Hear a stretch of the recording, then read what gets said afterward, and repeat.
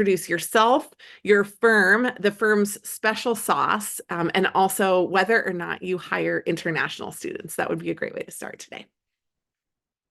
Hi everyone, I'm Kim. I'm a senior manager at Advancy. I've been there for 6 years now. First 3 years in the French office and then 3 years in New York.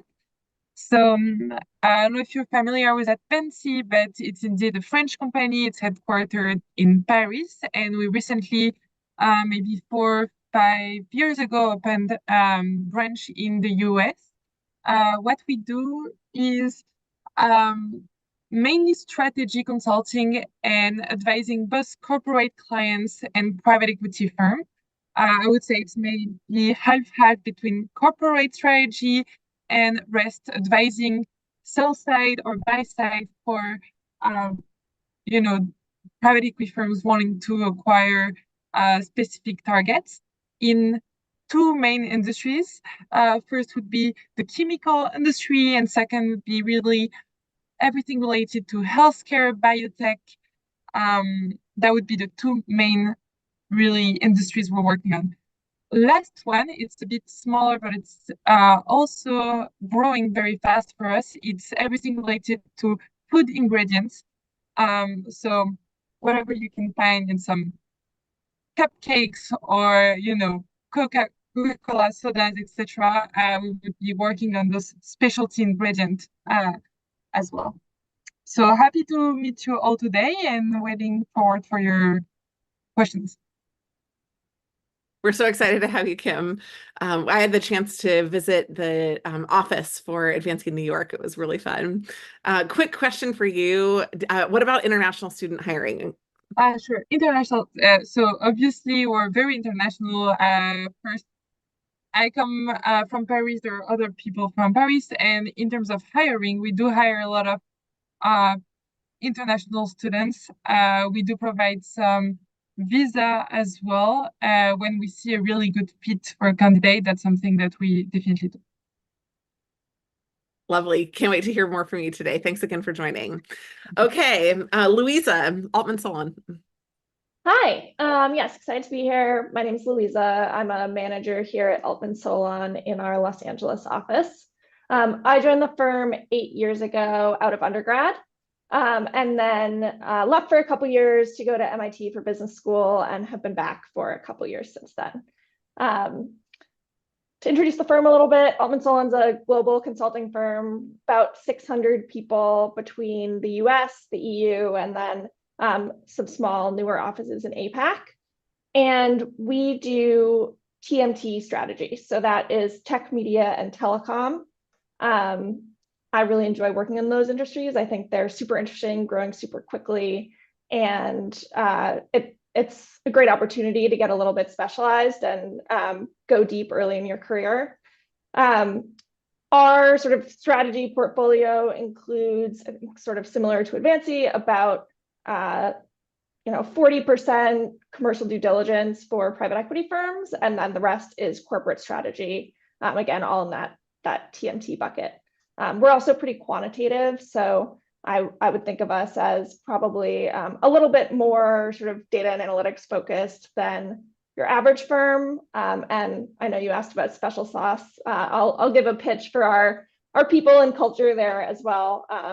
Happy to share more about that. Then lastly, on the sponsorship question, we do hire international students, including those who need sponsorship on a case-by-case basis. Amazing. Stunning. Thank you. Welcome. We're glad to have you and can't wait to hear more. KPMG, Palmer. Hi, welcome. Palmer Mayer. I've been with KPMG for almost 19 years. I was hired as a campus hire into our advisory practice on the risk consulting side and moved into recruiting. I lead our advisory recruiting, which is encompass strategy consulting for the US. Do work closely with our colleagues internationally, but mainly focused within US hiring. Our special sauce is we are one of the big four accounting consulting firms. And so we have resources and staffs and able to work across tax consulting when doing large strategy consulting projects. So it allows HR, back office specialty, which really does sell to our clients. M&A work, corporate finance, big transformations is really the special sauce of what KPMG strategy does.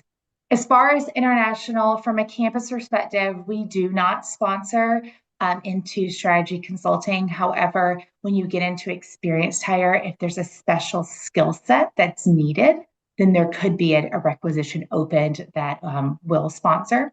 And then we also have our member firms. So there could be opportunities for you to go work in one of our member countries and apply there. Palmer, I think we need to do just like a whole dictionary of KPMG session at some point where everybody can understand like the lay of the land. It would be helpful for everyone, I think, to get it. But thank you for do that. Yeah.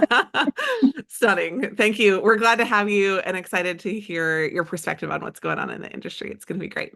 Great. Awesome. OC&C, Naomi. Great. Hello. Thank you everyone so much for having me. I'm Naomi. I'm an associate partner at OC&C in our technology and media practice. As you might have guessed, I started my career in the London office, which I joined after completing my undergrad at the University of Oxford. But I've been out here in New York now for 5 years. In terms of who OC&C is, we are a boutique firm where we really focus on the technology and media, retail and leisure, consumer goods, and B2B services industries. And about 70% of our work is pure strategy and 30% is, sell side and buy side diligence for private equity. In terms of the kind of special sauce that we bring to our clients, it's that we really know what we do backwards and forwards. We are genuinely, some of the very best at the topics that we go really deep in. But then the special sauce that we bring to our employees is that we are an international firm with 700, 800 people globally across London and Shanghai and Sydney and New York. But in the US, we're an office of about 100 people. And it means you really do know everyone. You really do invest in other people, both in terms of coaching. You're going to work with people again and again. And so you actually spend a lot of time getting to know one another. And it does also translate into making some very nice friends. I've been to weddings, I've been to vacations. It's just makes working here so much more pleasant when you actually enjoy the company of the people you work with. And yes, in terms of international, we absolutely do. I think actually we've had 15 interns start in the last week, and about 30% of them are international. We can sponsor visas out of university for anyone with a STEM extension. And we can also sponsor visas for people who have citizenship of, see if I get this list right, I believe it's Mexico, Singapore, Canada, Australia, and Chile. That's our recruitment officer in the background. Just I was gonna say, the voice from above, yeah. And Chile. But yeah, as you can tell by my accent, we're certainly very welcoming to international people. Stunning. Thank you so much. We're really excited to have you and your perspective today. I've also been to the OC&C New York office and really enjoy it. Precision, Eddie. Yep. Thanks, Jenny Ray. Hi, everyone. Eddie Vogel. I'm a senior director with Precision. I've been with the firm for about 7.5 years now, working remotely out of our co-working space at my house with my wife and my 3-year-old in Westchester, Pennsylvania. We do have an optional work from home model. We have offices globally. I'm aligned to our New York office technically, but work from home pretty much fully. Before coming to consulting, I was in academia. I got my PhD in biomedical engineering at Columbia. I was doing kind of traditional wet lab research, and then got the consulting bug by doing some work with our technology transfer office and haven't really looked back since. A little bit more background on Precision as a whole. We're a global pricing and market access strategic consultancy. We're supporting pharmaceutical biotechnology clients on a range of business challenges that they might be facing, kind of that spans the entire drug development spectrum, whether it's preclinical, they're trying to evaluate early stage opportunities to acquire and or things that are in-house, potentially trying to assess so the opportunities there, all the way through to launch planning and even through to loss of exclusivity strategy. So our special sauce, I would say, is it kind of works internally, but I think it kind of gets pulled through to our clients is through our apprenticeship model that we employ internally. So we're really focused on training and developing our junior teams, exposing them to a lot of deep content and making sure that they're kind of following along and getting the mentorship and coaching that they need so they can rapidly grow from content experts into our future project managers and leads. I think what this does then for our clients, allowing us to kind of better support them, is it really allows us to bring this deep content expertise across the entire team. And it just elevates the level of quality of work that we're generating for our clients. So we can really be that thought partner that they're looking for on their key pricing and market access challenges. From an international hire standpoint, I'm going to follow some of my colleagues here and say yes on the international hire front. It is more in that kind of case-by-case basis, based on fit. And I know there's some HR limitations that they'd be better equipped to speak to, but the advice I've been given by HR was encourage the application for sure. Love it. Thank you. Thank you. And Eddie, by the way, mentioned technology transfer offices. Just as a quick aside for everyone on the call, if you don't know what those are, but you're in university, that's where a lot of the hotbed of innovation for something that's been created at a university is headed toward commercialization, and can be awesome places to do free or paid consulting projects within your TTO. So if you haven't investigated that as an option, especially if you're kind of an early undergrad, freshman, sophomore, that can be a really great place to start to get interested in these types of things and verify, like you mentioned, Eddie, your interest. So looking forward to hearing more from you. Awesome. Simon-Kucher, Stephen. Great. Welcome, everyone. Great to see so many people here. So my name is Stephen Dunbar. I'm a partner, obviously, as you can see on my screen, with Simon-Kucher. I started actually 12 years ago in our Boston office at the entry level coming out of university. I was in our Boston office for 6 years before moving out to Chicago to actually start our Chicago office. And then I joined the partnership at the beginning of 2021. So I'm in my 4th year as a partner with the firm. I mainly focus on our healthcare and life sciences business, probably doing very similar work actually to Eddie. But that's my focus. But as a firm, we actually work in a number of industries. So a little bit about the firm. So Simon-Kucher is about a 40-year-old firm, originally founded in Germany. Since then, we've grown to a global firm of over 2,000 individuals across lost count even of the number of countries at this point, with I think over 40 offices globally.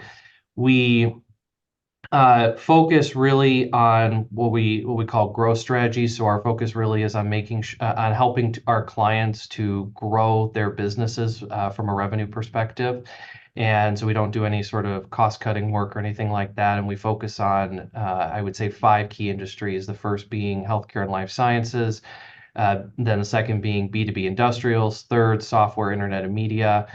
Fourth, consumer goods, and 5th, financial services. So those are our main industry areas. In terms of some unique part about us, we are a global firm. We take a lot of pride in that. We do also a lot of our work is global. So a lot of times we're working on global teams, working with people in other countries, regularly interacting on a global scale.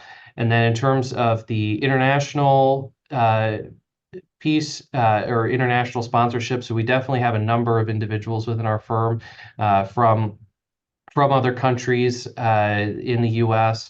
We do sponsor specifically at the MBA and PhD level. Given the realities of the sponsorship process, we do not sponsor at the undergraduate and general master's level. Super helpful. Stephen, excited to hear more from you today. I probably should have asked this of everybody. I'll go back to the ones I haven't yet, but are y'all hiring now? Do you have a hiring freeze? Have you completely stopped hiring? Are you deferring everybody, or are you hiring? I think that's one of the questions that a lot of people are trying to figure out.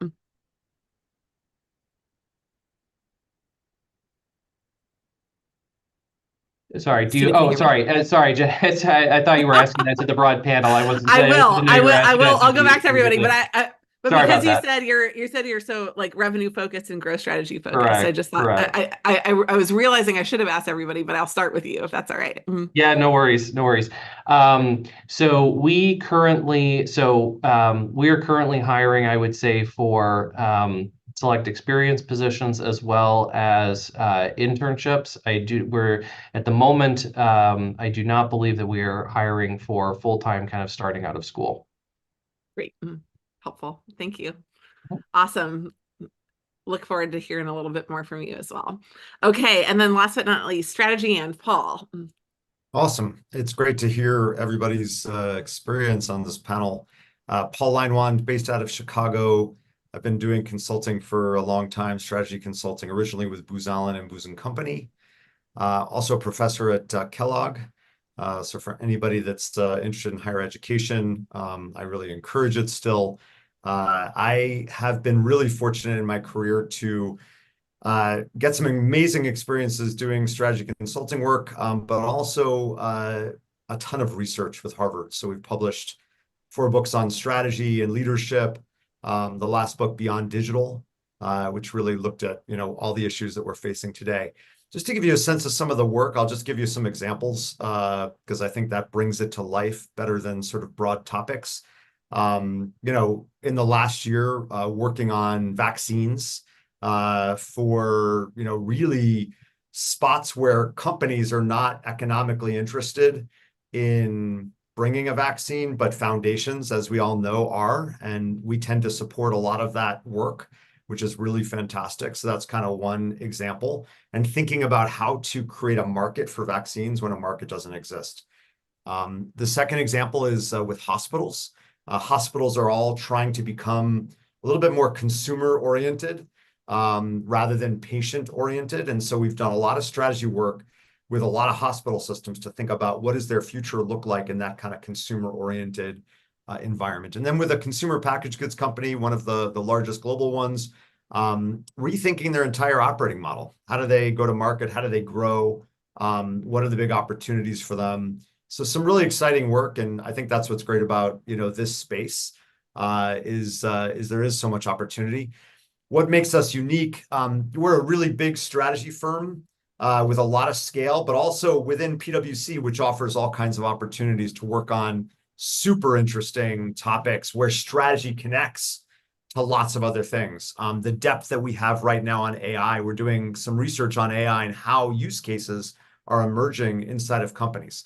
And then what's the strategy for why AI should be used or not? So this combination of a strategy firm with an incredible professional services organization really works well.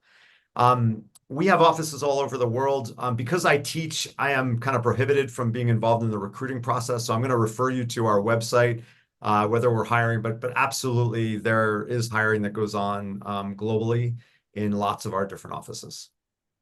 Thank you. Thanks, Paul. So excited to have you. I mean, basically, I think what we are saying is that JFIT really pulled together a panel of underachievers, right? Like, we've got professors and PhDs, and y'all are incredibly impressive. So I can't wait to hear some more of your perspective. As we're about to dive in, there are some questions that are coming in the chat. So panelists, if you want to respond to those, that's great. And if not, you can refer folks to places where people can go. But also, maybe more specifically, if you have a hot take on something, please let us know. So if you're kind of like, hey, international students do this, or where I would apply if I were you right now, Dubai, or right, if they're, this is the area that I would focus on. This is a skill that I'm seeing we're really interested in right now. Like if you have hot takes, I think that can often help to cut through some of the noise inside there. So I'll invite you to do that in the chat as we move into our further discussion.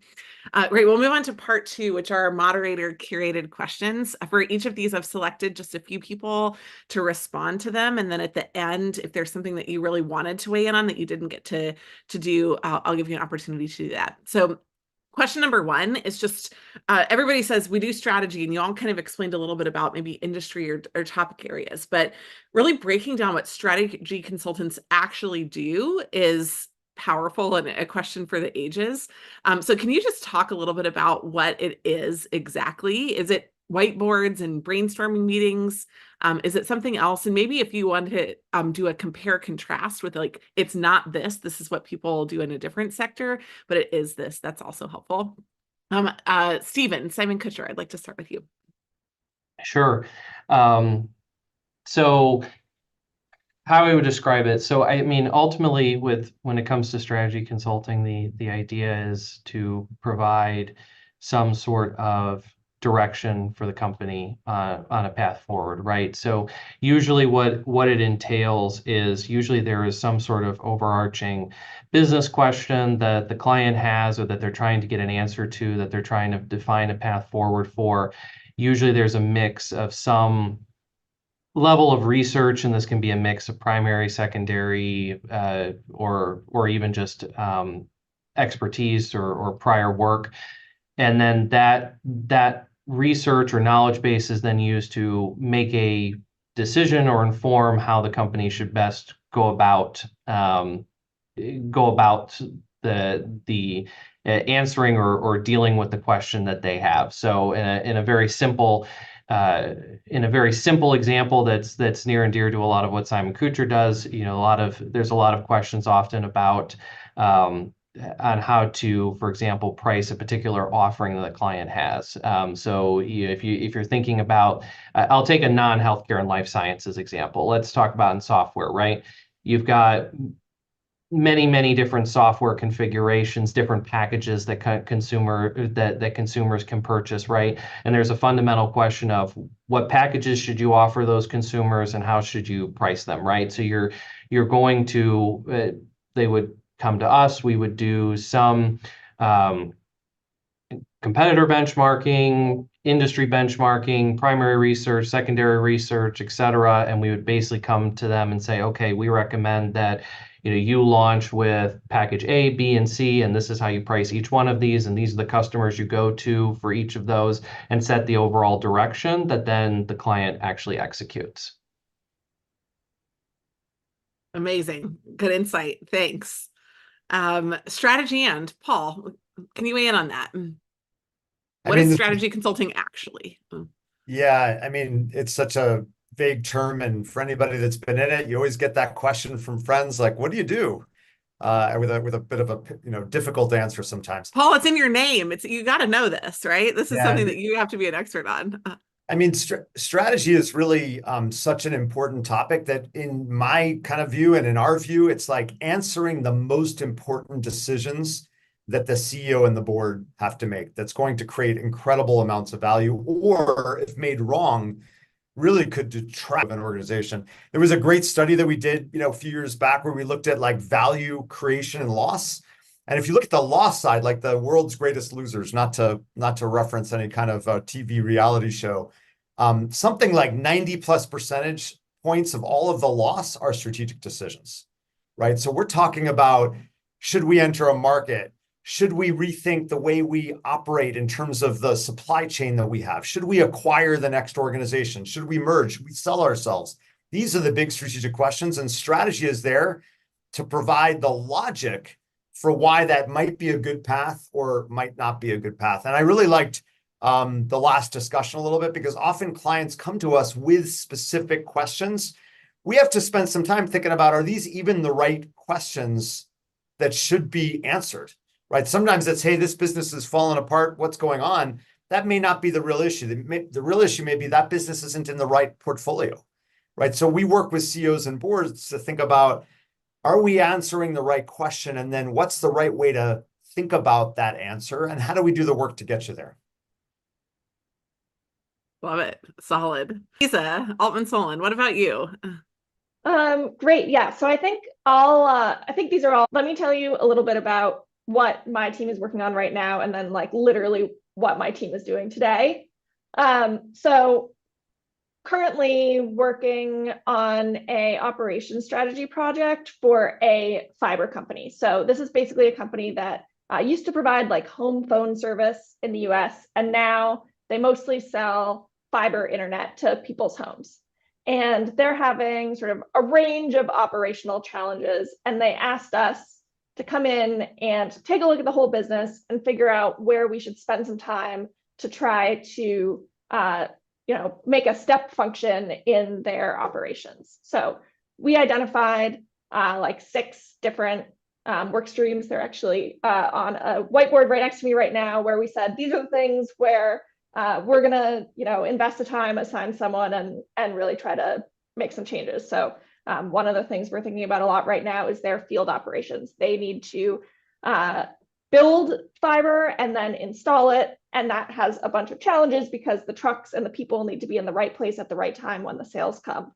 Another thing we're working on is how do they sell into apartment buildings and what they call like MDUs, like multi-dwelling units. Like what strategy do you need to approach that customer from a sales, pricing, et cetera perspective? So sort of a whole list of things like that we're working on. That's what we'll spend the next couple months on. Literally today, what my team is doing is we had a meeting this morning with partners. We do that pretty much every day, where we say, hey, here's our plan for the day. I lead the day-to-day team, and then I've got 6 people who also work on the team with me. So we said, here's our plan. Here's the 3 things we need your advice on or your input on, or we need you to look at. And then right now, basically what happens is for a couple hours in the middle of the day, usually people are working on either analysis, slides. People tend to sort of like go back to their desk, do some independent work for the most part. This afternoon, people will share things with me. I'll sort of meet with all those different work streams independently, provide my guidance. And then later this afternoon, we have a client meeting for the field operations work stream. So we'll take them through what we've been working on. And I think that's, a pretty standard day. We'll get to the end of the day. We'll have some new slides that we'll ask the partners to review overnight. And we'll do the same thing again tomorrow. Amazing. So it is whiteboards, but not only whiteboards. That's what you're saying, yes, right? 100%. Love it. I love strategy consulting because of the big questions. It almost feels like you're in a sacred space with an organization trying to figure out how to determine the future. And I don't think anybody really clearly articulated that to me when I was going into it. Like audit is looking backwards, right? And strategy is looking forwards. And I think that's part of what is so exciting about it, because there's no right answers. You're really trying to shape it in a very fast changing world. Amazing. Let's move to question 2. So how can candidates identify if they're a good fit for strategy consulting versus other types of consulting? So Naomi, OC&C, if you'll weigh in on that one, that'd be great. Sure. And I'll also actually just circle back to the question around, are we hiring? Yes, we definitely are. So in our office in the US, of about 100 people, we've just had 15 interns start. We've got 25 full-time new joiners coming in the next few months. Recruitment for 2025 starting will be underway soon. Just hired 2 new partners. Like, we're hiring at every level. So please do apply. In terms of what makes you a good fit for strategy consulting as opposed to other consulting, I'll be candid that I've never done consulting other than strategy consulting. So this is all based on biases that I have towards strategy.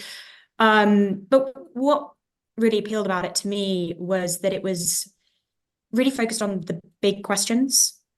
As Paul was saying, strategy is the stuff that really, really matters. And so it means that you're spending, let's say, 6 weeks working really closely with a CEO or a chief strategy officer or a chief commercial officer saying, what should we be? What should we be selling? Who is it that we should be selling it to? Things that are really fundamental to a business. It does mean that you don't kind of see it through all the way to the end.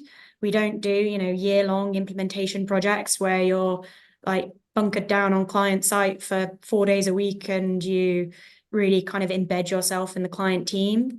Instead, it's much more focused on, we come in, we design something that can be transformational, and then you kind of hand the reins over to the client, and then the senior team are the people that keep in touch and continue to offer advice and continue to do further projects with them to make sure that strategy is exactly what it is that they need.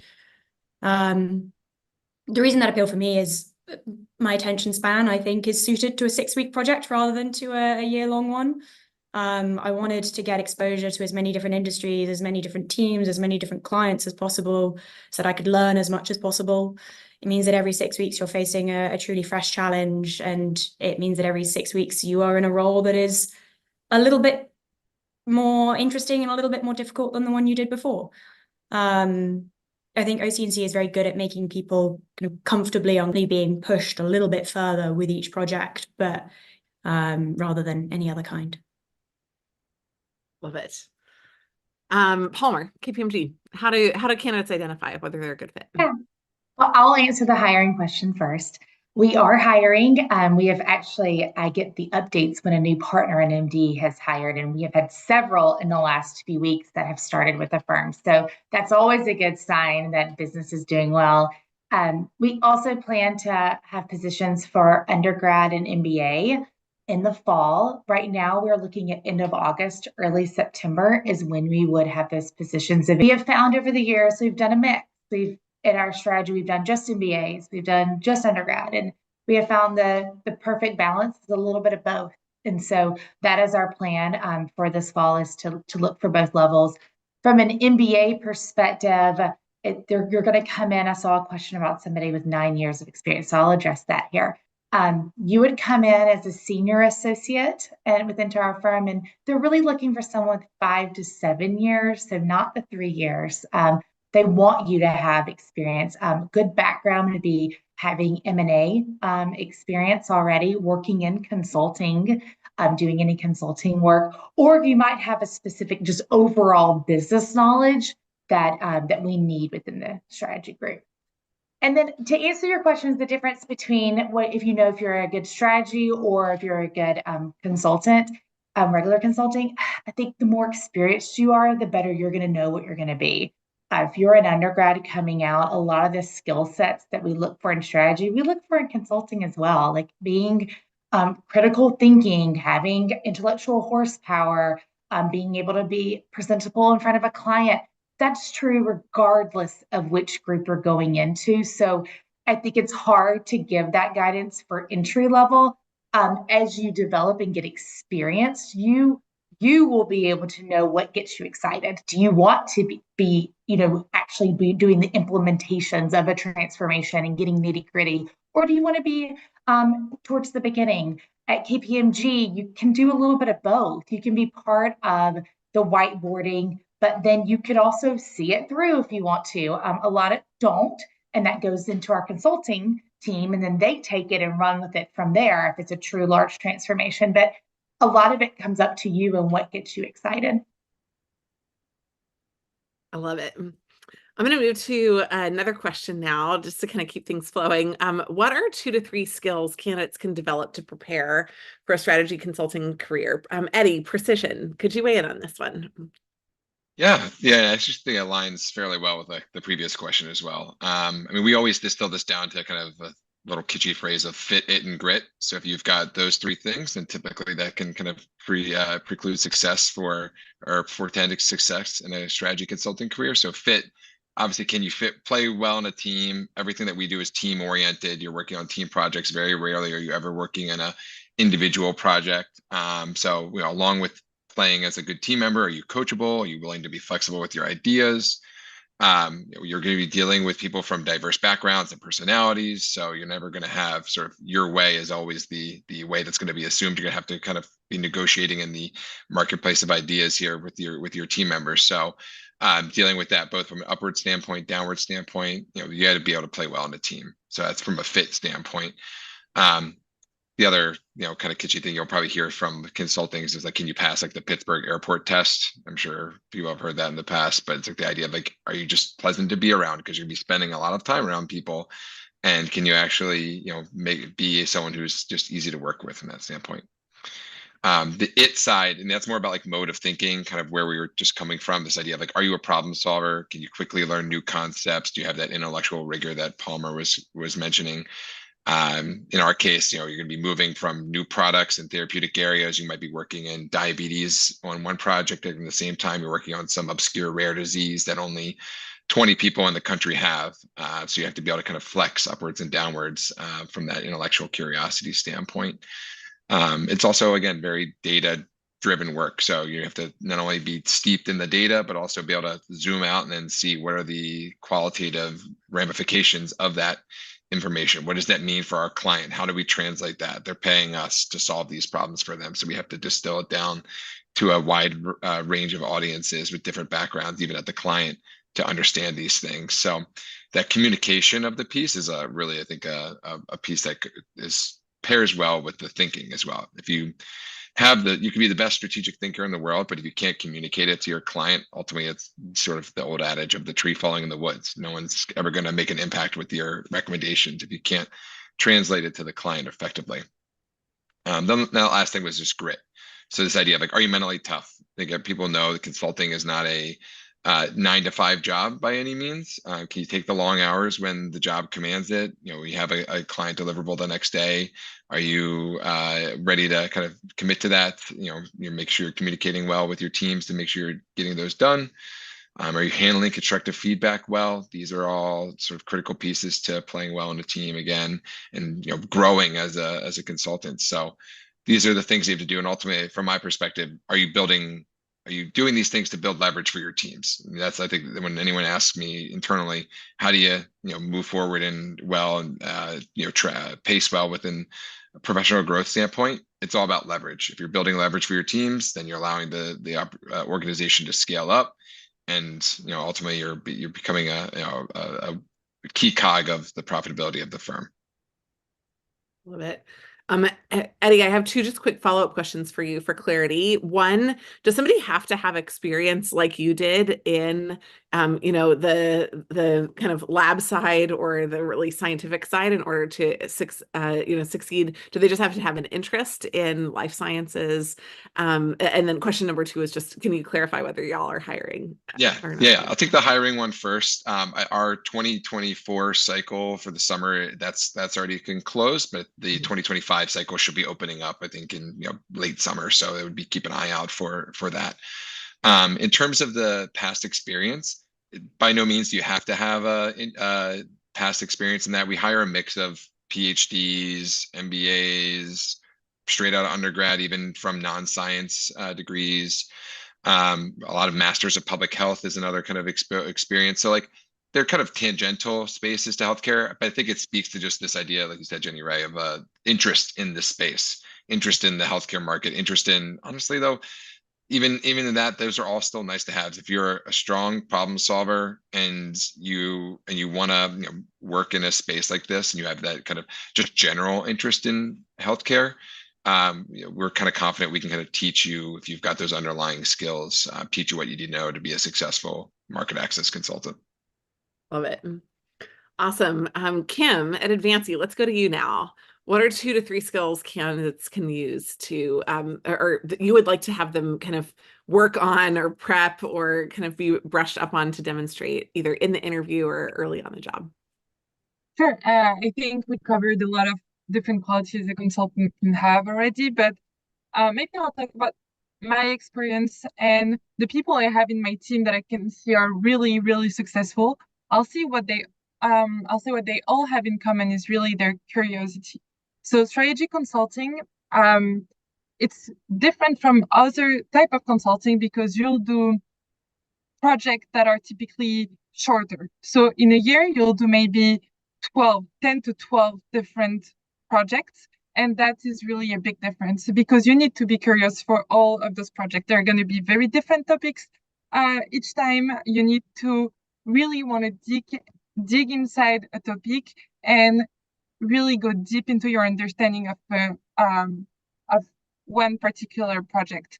And I think that's really how I can differentiate the consultants that are going to be good to the ones that are going to be really exceptional, is that you don't need to only identify, oh, okay, this company is not profitable. Maybe it's because of the price. Okay, but what type of product do they need to, work on? And once you identify the product, you say, oh, but can they do it? And if they cannot do it, why can't they do it? Is it because there is a different, I don't know, too much competition, or they're not able to market the product the right way. So you really need to always go to the next level and try to understand what is going on. Really, it's like a detective work.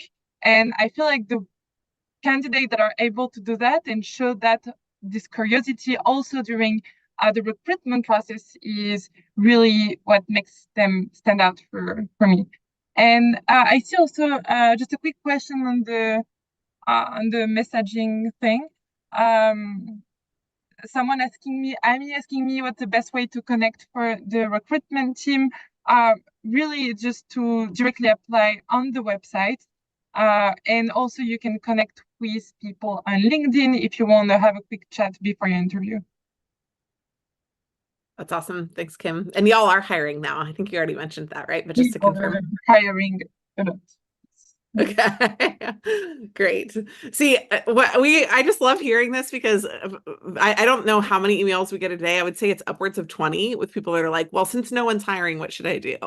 And so we are working to translate the demand that y'all are seeing in the marketplace for something else. So I want to press into that just really quickly to move back into like how are you navigating what I would call not downward economic times, but just uncertain economic times with your clients? How are you helping them? And if each of you could just say, here's one thing that our clients are coming to us about, maybe not every client, but just one thing that your clients are coming to us about. Anybody who wants to jump in on this one, we'll move into our open questions now. I have 2 open questions before we'll close. So this is the first one. What are you helping your clients navigate and answer strategically right now? I'm happy to jump in. This Go ahead. is one of those environments, right, where uncertainty needs advice, right? And so it's fantastic for, I think, strategy work. One thing that we're doing is really thinking about the big investment choices organizations are considering making and trying to think about, does that investment choice still make sense if the world evolves to path A or path B? Because often we get scared of disruption, right? We're like, everything's changing around us. We're not sure what to do. And we stop investing. And that actually leaves organizations weaker. What we're trying to do is make sure people can have confidence to proceed with investments that are going to make sense no matter what happens. Love it. Very clear and also incredibly insightful. Anyone else? I know at Altman Solon, at least, we're doing a lot of work in the Gen AI space right now. And I think probably true for anyone who touches those industries. A lot of companies looking for guidance about how to plan for the future in that context. Gorgeous. Thanks, Louisa. Maybe a very specific example from OC&C of what we're seeing in one particular industry. I do a lot of work in the world of consumer digital media, think dating app, online marketplaces, social media.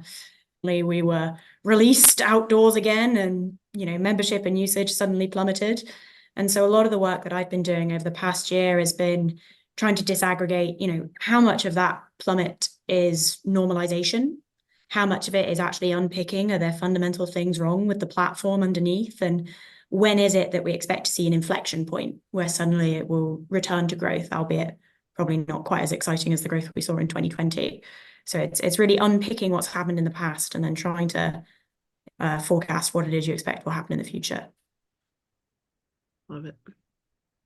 I would also just add, just from this may be a pharmaceutical specific instance, but not only are we dealing with sort of economic pressures on pharmaceutical companies, but then are also obviously facing a lot of regulatory pressures. For those of you who might be familiar with like the Inflation Reduction Act, there's a lot of sort of questions, ambiguity. If you go to any kind of trade conference in our space, you're going to see some sort of session that's based on trying to declutter what the IRA means for a lot of our pharmaceutical clients. So definitely raises a lot of question, and to Paul's point, when there's a lot of questions or uncertainty, it increases the importance of relying on folks like ourselves to help guide our clients and answer those questions for them.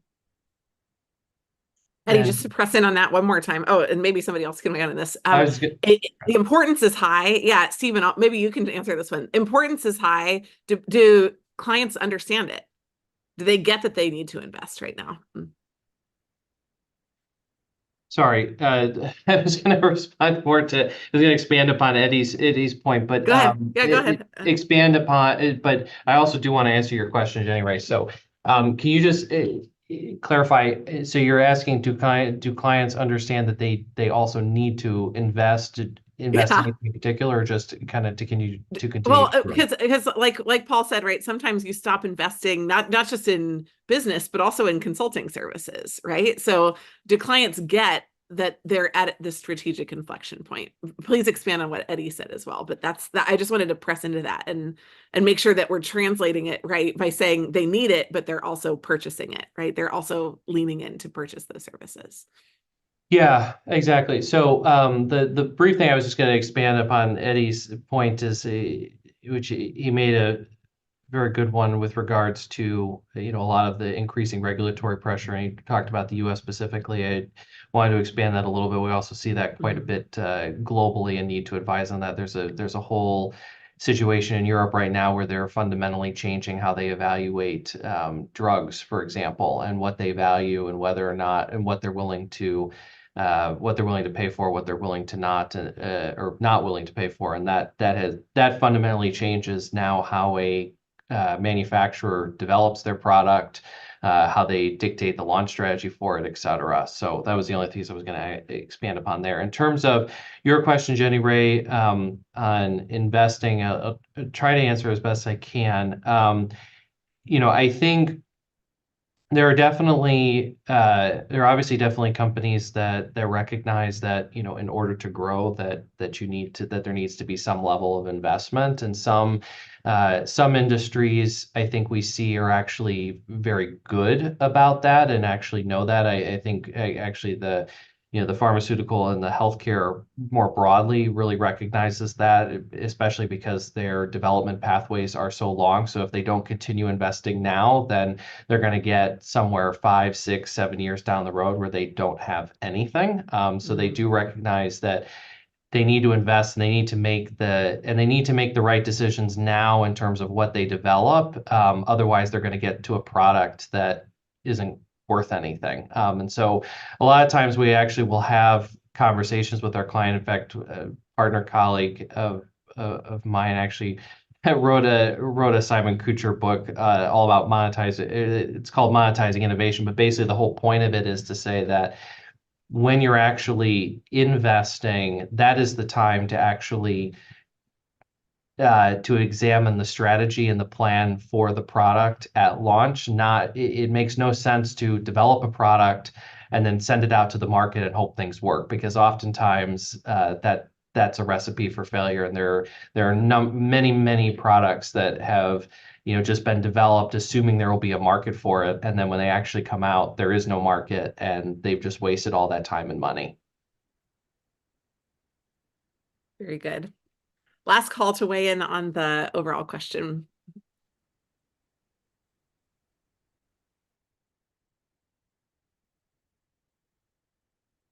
Okay. Well, just with the remaining time that we have left, gosh, I feel like we could continue this for a whole other hour. Thank you to all of our panelists for the great and insightful questions. I'd love to move to our closing question now.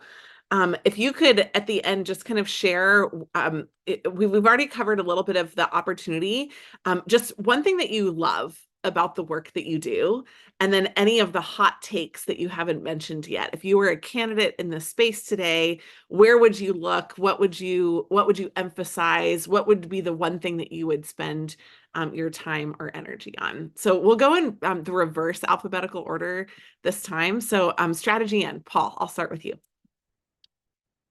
I just actually probably want to use this time to thank everybody and encourage you to, go find the path that makes sense for you. We're all kind of chasing a dream, and strategy consulting is awesome. I mean, for me, to that question, there is a great rush of learning that I'm always on. Like, there's always a new field, there's always a new sector, but there's a lot of amazing jobs out there. So really think through what is going to make sense for your personality, and what's the secret sauce you're going to add to consulting or to strategy consulting. And I think you want to have an answer to that question, or an answer to the question that might make sense for another field. So good luck to everyone. Thank you, Paul. Yeah, Stephen. Yeah.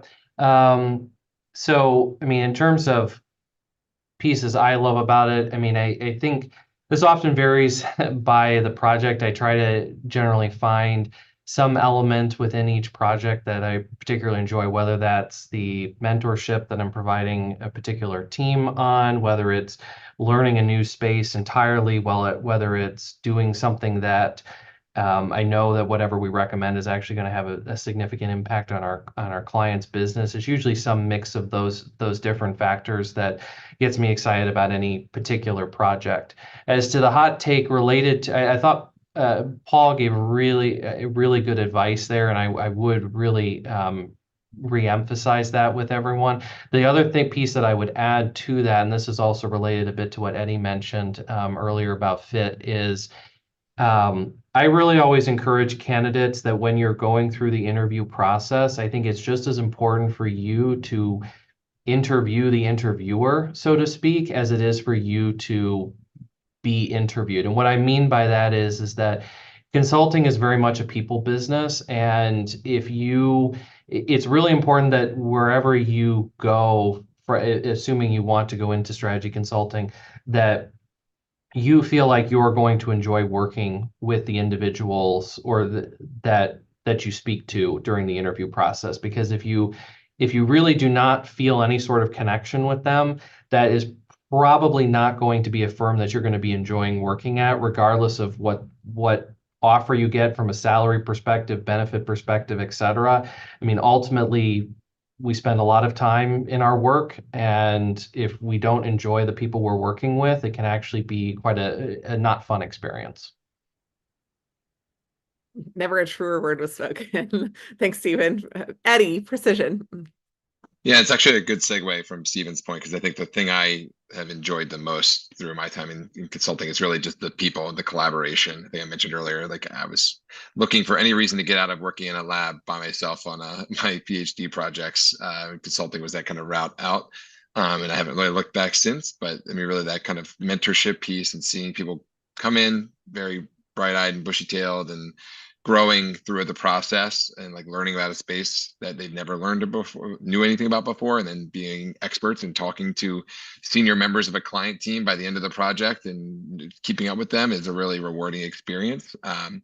So I would say that that's kind of my favorite part about this process. But the hot take, I would say, is maybe something a little bit more tactical, since I think Paul and Stephen did a good job kind of thinking more kind of conceptually and kind of like what your kind of goals and objectives are with this career. But treat the interview process as, you know, a reflection. It seems simple, but treat the interview process as a reflection of how you might be when you're ultimately there at that job. If you are, you know, clear and concise in your communication, if you're, you know, showing kind of strong examples and details and making kind of pithy points, and you're organized in your thinking, all of these things will portend that's likely how you're going to operate to some degree once you're, you know, potentially in that position at that job. So I think that's sort of a kind of a secret, you know, unwritten rule of what I'm looking for when I'm interviewing someone, is like, is this person aware of sort of the story that they're telling and the, you know, the image that they're portraying out to the person that's being interviewed. Love it. Thanks, Eddie. Thanks also for your perspective. Naomi, OC&C.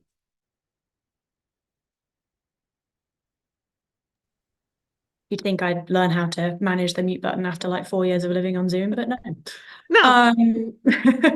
I completely agree with Next year, everything. there's always growth areas, right? Exactly. Always room to improve. I completely agree with everything that has been said by my fellow panelists in the last few minutes to this question. I think for me, the two things, no, the three things that I enjoy most about this job are, it's genuinely just very intellectually stimulating. It is interesting. I'm essentially solving a puzzle each day, and who doesn't love puzzles, you know? But it's a puzzle that you get to solve in a very collaborative way. I am a social animal. I don't do well working alone, and so I love the fact that I get to work with a really close-knit team, and I feel like it makes the ideas that we come to so much better, because you are really stress testing and building things together. And then the third thing that I really enjoy is the social experience that I've had here. You know, I alluded to it at the beginning. I like my colleagues. I like spending time with them. I've made some very good friends here. And they treat you pretty nicely. You get a lot of free food. We went to Aruba a few weeks ago for an away weekend. Life isn't terrible. In terms of my hot take on how it is that you should be thinking about, whether you want to be a strategy consultant, I completely agree with everything that the people have said around. Make sure you take the opportunity to interview the people interviewing you. Obviously, it's a competitive job market, but at the end of the day, if you're a great candidate, then you will have choices. And I hope that you do choose to come to strategy consulting, but make sure that you do think about the implications in terms of the level of travel involved, the fast-paced nature of the environment, the type of commitment that it takes. It's, for me, something that's been absolutely fantastic, but make sure that you really kind of consider it from what's best for you. And ultimately, that's what matters most. Thanks, Naomi. Thank you so much. KPMG Palmer, you said 17 years, I think, at the beginning, right? 18, but close. 18, yeah. years, yes. So there's got to be something good going on in the water. Oh, Yeah. yes. I can't remember it might have been Eddie who said this earlier. I think it's when you're interview them back. You will find happiness if you enjoy who you work with, regardless really what you're doing. This is interesting, creative work across consulting. It's going to be challenging, but that's a good thing. You're going to work with some really, really smart people. So I'll now pivot to more what you need to know what you're bringing to the table and where you would fit into the organization. You also need to learn, how do they make money? How do they win? What is their special sauce? And you can ask that through networking events and various things before you get to the interview. I would also recommend expanding who you interview with from company's perspective within the consulting as a whole to get to that strategy consulting, because it might surprise you that you might find something that you like even more, or it might solidify that you want to do strategy consulting. The additional prep work that you're going to do in the cases and the various situational questions will only make you do a better job in a competitive environment to get into strategy consulting. I love it. Thank you so much. Louisa Altman-Solon, you went back after business school. I did, yes. The firm actually sponsored business school, so it was a easy decision to come back. I think there are two things that I love about my job that are sort of in line with what everybody else has said, like intellectually super interesting, great opportunities for career progression, and I love working somewhere where there's very clear expectations, and when you meet them, you will be promoted. I love the sort of challenge that comes with, as soon as you get comfortable in a role, there's a new one and you're taking on new responsibilities, and that's its own challenge. I think that's what keeps things interesting. And then I just love working with the people here. My team is here in LA this week, and we went out to dinner last night, and that was really nice to get to spend some time together, not focused on work.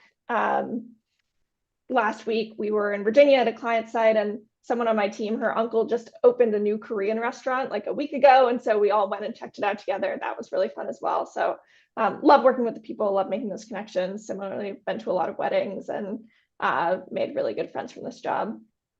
I don't know that this is a hot take, but I think one thing that hasn't come up as much is sort of what to prioritize in the interview process. And at least at Altman-Solon, there's really two hurdles that are pretty much entirely separate from each other.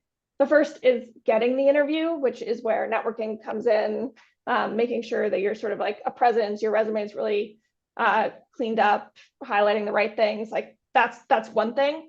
Once you get the interview, at least at Altman-Solon, like that sort of stops being a factor, and you are evaluated pretty much only on your interview performance, largely on your case performance. And so I would say, if you're thinking about consulting interviews, you should put the time in on case prep and control all the things that you can control. Like I downloaded an app I mean, this was a while ago now, but I think it was called King of Math. Like make sure that, you're not stressed about doing the mental math. You're not going to drop zeros. Like you can control that. You can feel totally confident about it and focus on the harder parts of the case interview. And so I think, putting the time in and really taking it seriously is a key for getting into these roles. Amazing. Thank you. And last but certainly not least, Kim, Advancy.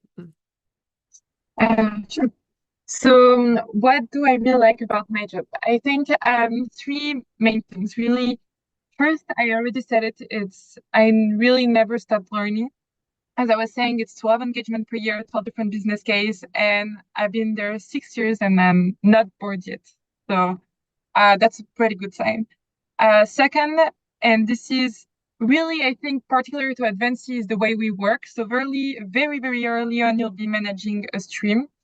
We won't do 3 months training to candidate engineer consultant. For us, the best way to learn is to do. So very early on, after 2 weeks, you'll be in a project with me or another manager, start working, given a stream with supervision, but you'll be really part of the team, part of all the discussions with me, the partner, and the client.